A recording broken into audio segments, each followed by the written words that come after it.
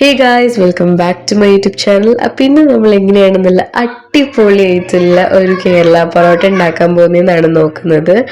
അപ്പം ആദ്യം തന്നെ അതിനായിട്ട് നമ്മളൊരു ബോൾ എടുത്ത് അതിലേക്ക് ഒരു 3-4 തവയോളം തന്നെ ഫ്ലോർ, അതായത് നമ്മുടെ മൈദയാണ് ആഡ് ചെയ്ത് കൊടുക്കുന്നത്.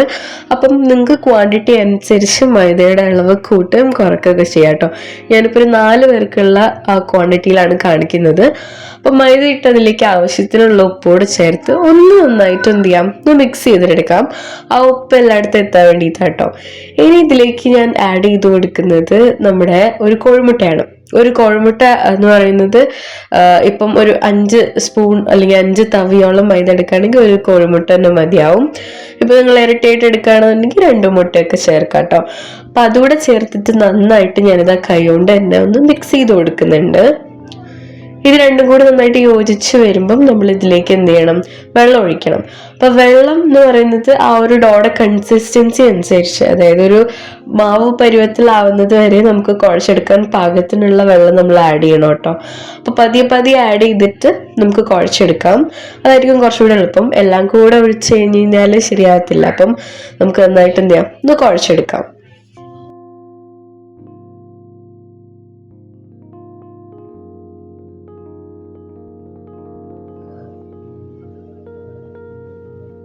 അപ്പൊ ഞാൻ കുഴച്ചത് ഒരു ഡോ ആയിട്ട് നമുക്ക് കിട്ടിയിട്ടുണ്ട്. ഇതാണ് കേട്ടോ അതിന്റെ ഒരു പരുവം എന്ന് പറയുന്നത്.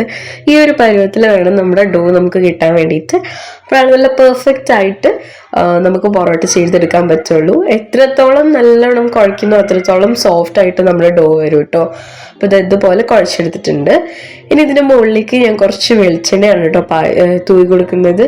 അപ്പൊ വെളിച്ചെണ്ണ ഇട്ടതിന് ശേഷം ഒന്ന് ചെറുതായിട്ടൊന്ന് കുഴച്ചിട്ട് അതിന്റെ മുകളിലേക്ക് സ്പ്രെഡ് ചെയ്ത് അടച്ചു വെക്കാണ് വേണ്ടത്. അപ്പൊ ശരിക്കും അടച്ചു വെക്കുമ്പോഴാണ് ആ ഒരു ഡോ കുറച്ചും കൂടെ സോഫ്റ്റ് ആയിട്ടും അതുപോലെ തന്നെ ഒരു സ്ട്രെച്ചബിൾ ആയിട്ടൊക്കെ കിട്ടുക. അപ്പൊ ഒന്നുകൂടെ നന്നായിട്ട് നീഡ് ചെയ്തിട്ട് ഞാനിതിന് അടച്ചു വെക്കാൻ പോവാണ്. അപ്പൊ ഞാൻ ഇവിടെ അടച്ചു വെക്കുന്നത് ഒരു നന്ന തുണി എടുത്തിട്ടുണ്ട്. അപ്പൊ അത് വെച്ച് കവർ ചെയ്യാണ് കേട്ടോ ചെയ്യുന്നത്. അപ്പൊ നിങ്ങൾക്ക് വേണമെന്നുണ്ടെങ്കിൽ ഇങ്ങനെ ചെയ്യാതെ ഒരു പേപ്പർ ടവൽ വെച്ചിട്ട് ചെയ്താലും മതി. അപ്പൊ ഞാൻ ഇതുപോലെ കവർ ചെയ്തിട്ടുണ്ട്. ഇനി നമുക്കിത് കുറച്ച് സമയത്തേക്ക് ഒന്ന് റെസ്റ്റ് ചെയ്യാൻ വെക്കാം. അപ്പൊ ഞാൻ റെസ്റ്റ് ചെയ്തൊക്കെ കഴിഞ്ഞതിന് ശേഷം ഞാനിതാ ആ ടവലൊക്കെ ഒന്ന് മാറ്റിയിട്ടുണ്ട്. ഒന്നുകൂടെ നമുക്ക് ചെറുതായിട്ട് കുഴച്ചെടുക്കാം. അപ്പോൾ എന്താ പറയുക, നമ്മൾ കുഴയ്ക്കുമ്പോൾ കുറച്ചുകൂടെ സോഫ്റ്റ് ആയിട്ട് കിട്ടും. അതിന് ശേഷം നമുക്ക് എത്രയാണോ വേണ്ടത് അത്രയും വലുപ്പത്തിലുള്ള ബോൾസ് ആക്കി മാറ്റിയെടുക്കാം കേട്ടോ. അപ്പം വലിയ ഉരുളയാക്കാം, ചെറുതാക്കാം. ഞാനിപ്പോൾ ഇവിടെ കുഞ്ഞു കുഞ്ഞു പൊറോട്ടയാണ് ഉണ്ടാക്കുന്നത്. അപ്പൊ ഈ ഒരു വലുപ്പത്തിലാണ് ഞാനിവിടെ ഉരുളകളാക്കിയിട്ട് എടുക്കുന്നത്.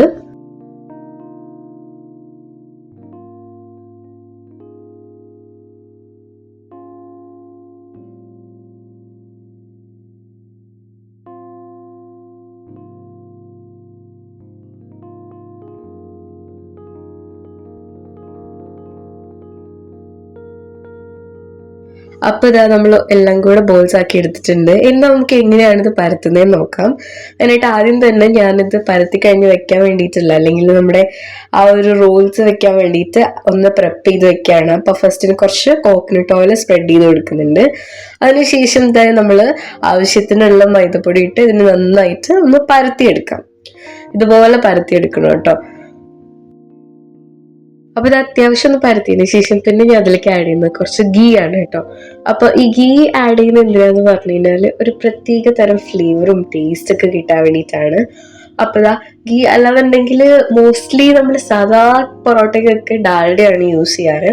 അപ്പൊ ഇവിടെ ഞാനിപ്പം അതിന് എന്താ പറയുക, ഒരു സബ്സ്റ്റിറ്റ്യൂട്ട് ആയിട്ട് യൂസ് ചെയ്തിരിക്കുന്നത് ഗീ ആണ് കേട്ടോ. അപ്പൊ അതിനുശേഷം ഈ ഗീ ഒക്കെ ഒന്ന് സ്പ്രെഡ് ചെയ്തിട്ട് നമുക്കിതിനെ നന്നായിട്ട് ഒന്നും കൂടെ ഒന്ന് പരത്തിയെടുക്കാം.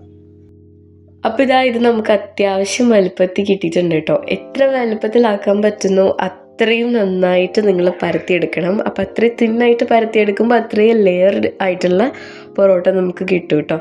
അപ്പൊ എല്ലാം കൂടെ വരഞ്ഞു കൊടുത്തതിന് ശേഷം നമ്മളിത് എല്ലാം കൂടെ ഒരുമിച്ചാക്കിയിട്ട് നമ്മൾ റോൾ ചെയ്തെടുക്കാണ് കേട്ടോ ചെയ്യേണ്ടത്. അപ്പൊ ഇതുപോലെ 2 സൈഡിൽ നിന്നും ആക്കിയതിന് ശേഷം നമ്മളിത് റോൾ ചെയ്തെടുക്കും. ഞാൻ പറയുമ്പോൾ ചിലപ്പോൾ മനസ്സിലാവണം എന്നില്ല, അപ്പൊ കാണുമ്പോൾ മനസ്സിലാവുന്നുണ്ടായിരിക്കും എന്ന് വിശ്വസിക്കുന്നു. അപ്പൊ ഇതുപോലെ നമ്മൾ ഓരോ റോൾസ് ആക്കിയിട്ട് നമുക്ക് മാറ്റി വയ്ക്കാം. അപ്പൊ ഇതുപോലെ തന്നെ നമുക്ക് ബാക്കിയുള്ളതെല്ലാം ചെയ്തെടുക്കാം. ഇത് എല്ലാം റോൾ ചെയ്തതിന് ശേഷം ഞാൻ ടവല് വെച്ചൊന്ന് കവർ ചെയ്ത് മാറ്റി വെച്ചിട്ടുണ്ടായിരുന്നു. അപ്പോഴേക്കും നമ്മുടെ അത് നന്നായിട്ട് കുറച്ചുകൂടെ സോഫ്റ്റ് ആവാൻ വേണ്ടിയിട്ടാണ് കേട്ടോ. അതിനുശേഷം എന്താ ഓരോ റോൾസും നമ്മളെടുത്ത് ഇതിനെ പതിയെ കൈ വെച്ച് പതിയെ പതിയെ ഒന്ന് തടവുന്ന പോലെ നമുക്കിതിനെ എന്ത് ചെയ്യാം, പരത്തിയെടുക്കാം കേട്ടോ. അപ്പം ഇത് പതിയെ വളരെ പതിയെ ചെയ്യണം. അപ്പോഴാണ് നമ്മുടെ പൊറോട്ട നല്ല നല്ല റൗണ്ട് ഷേപ്പിലൊക്കെ കിട്ടുക. അപ്പോൾ ഇതുപോലെ എന്ത് ചെയ്യാം, നമുക്ക് ഓരോന്നും റെഡിയാക്കി എടുക്കണം.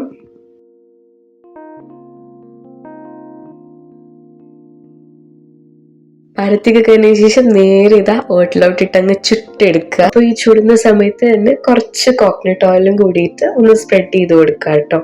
അതും നല്ലതാണ്. അപ്പൊ ഇതുപോലെ ചെയ്തതിന് ശേഷം നമുക്ക് എന്ത് ചെയ്യാം, നമ്മുടെ പൊറോട്ട എടുക്കാം. അപ്പൊ ഓട്ടിന്ന് എടുത്ത പാടൻ ഇതുപോലെ അടിച്ചു കൊടുക്കണം കേട്ടോ. അപ്പോഴാണ് ആ ഒരു ലെയേഴ്സ് ഒക്കെ നമുക്ക് നന്നായിട്ട് കാണാൻ പറ്റുക. എന്താ പറയാ, സത്യം പറഞ്ഞാൽ ഹോട്ടലിൽ നിന്ന് വാങ്ങുന്നതിനെക്കാട്ടിലും ടേസ്റ്റ് ഉള്ള ഒരു പൊറോട്ട നമുക്ക് വീട്ടിൽ തന്നെ ചെയ്തെടുക്കാൻ പറ്റും. അതും ഇത്രയും ഈസി ആയിട്ട്. എന്താ പറയുക, വളരെ കോംപ്ലക്സ് ആയിട്ടുള്ള ഇൻഗ്രീഡിയൻസ് ഒന്നും തന്നെ ഇല്ലാതെ നമ്മൾ നല്ല സ്വാദിഷ്ടമായിട്ടുള്ള പൊറോട്ട, അതായത് നമ്മുടെ ബീഫിൻ്റെ കൂടെയും ചിക്കൻ്റെ കൂടെയൊക്കെ നമുക്ക് നല്ല അടിപൊളിയായിട്ട് പോകുന്നതാണല്ലേ നമ്മുടെ പൊറോട്ട. അപ്പോൾ നമ്മൾ റെഡി ആയിട്ടുണ്ട്. Thanks for watching. അപ്പോൾ stay tuned for another video. By.